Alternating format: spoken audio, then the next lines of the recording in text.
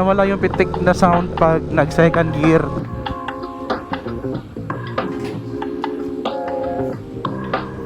Magpagas muna tayo. 100 boss.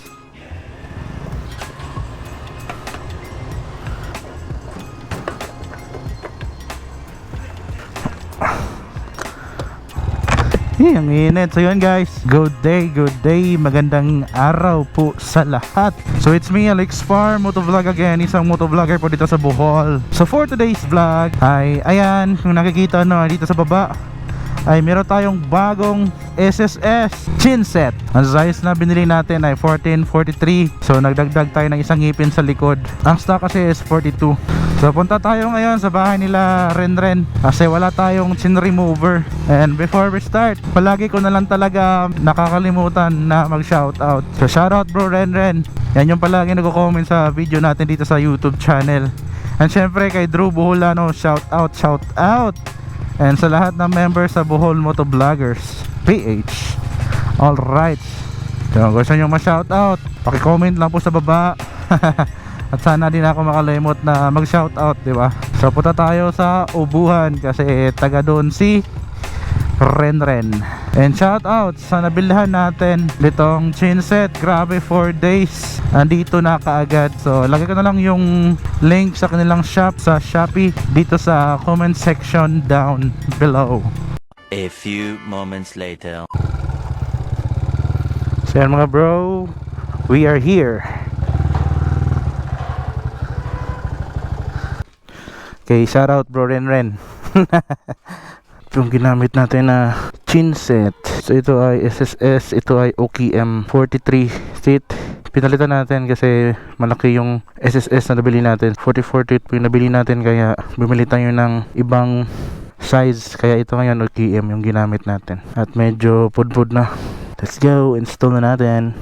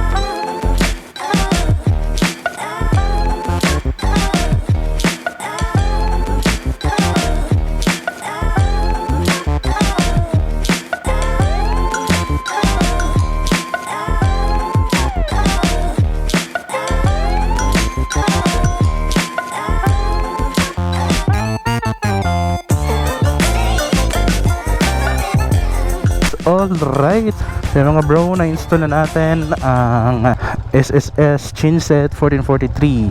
Thank you so much bro Renren sa pagpahiram ng tools. So testing natin, syempre.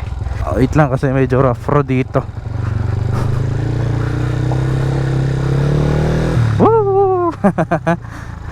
Ganda. Grabe lakas ng hatak. Oho. Okay, maganda. Nawala yung pitik na sound pag nag second gear. Arangkada. Maganda. Nawala yung pitik-pitik niya. Nung gamit natin dati ay SSS na kadena at OKM na sprocket. Pinalitan natin ng OKM kasi medyo malaki kasi yung SSS na 44 yung ngipin. Kaya naghanap ako ng second hand sa market.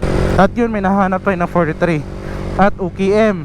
Okay naman siya gamitin, pero di nga sila parehas ng brand. Kaya meron siyang pitik-pitik na sound na naririnig, lalo na kapag binobomba mo saglit.